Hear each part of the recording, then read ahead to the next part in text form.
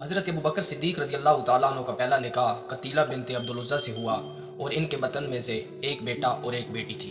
बेटी का नाम हज़रत अस्मा था और बेटे का नाम हज़रत अब्दुल्ला था। हज़रत अस्मा जो गारे सौर में खाना भी ले जाया करती थी, इन्हीं के बेटे हज़रत अब्दुल्ला इब्न ज़ुबैर थे जो इनके बतन में से थे। कतीला बिनते अब्दुल उज़्ज़ा को आपने ज़माना इस्लाम से पहले ही तलाक दे दी थी।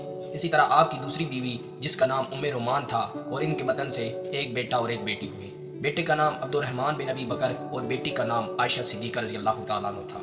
और हज़रत आयशा रज़ी अल्लाह तआला अन्हा जो नबी सल्लल्लाहु अलैहि वसल्लम की बीवी बनी, हज़रत अबू बकर सिद्दीक़ रज़ी अल्लाह तआला अन्हु ने अस्मा बिनते उमैस से भी निकाह किया। इनकी खास बात यह है कि ये पहले जाफिर बिन अबी तालिब रज़ी अल्लाह तआला अन्हु के निकाह में थी। जब वो शहीद हुए तो आप रज़ी अल्लाह तआला अन्हु ने उनके साथ निकाह किया और उनके बतन से हज़रत मोहम्मद बिन अबी बकर भी पैदा हुए। इसके बाद जब हज़रत अबू बकर सिद्दीक़ इस दुनिया से रुखसत हुए तो हज़रत अली रज़ी अल्लाह तआला अन्हु ने अस्मा बिनते उमैस के साथ निकाह किया। तो मोहम्मद बिन अबी बकर जो हज़रत अबू बकर सिद्दीक़ के बेटे थे, उनकी परवरिश फिर हज़रत अली रज़ी अल्लाह तआला अन्हु ने की थी। आप रज़ी अल्लाह तआला अन्हु ने हज़रत हबीबा बिनते हरीजा से भी निकाह किया और इनके बतन से एक बच्ची पैदा हुई जिसका नाम हज़रत अम्मी आयशा सिद्दीक़ा रज़ी अल्लाह तआला अन्हु ने उम्मे कुलसूम रखा।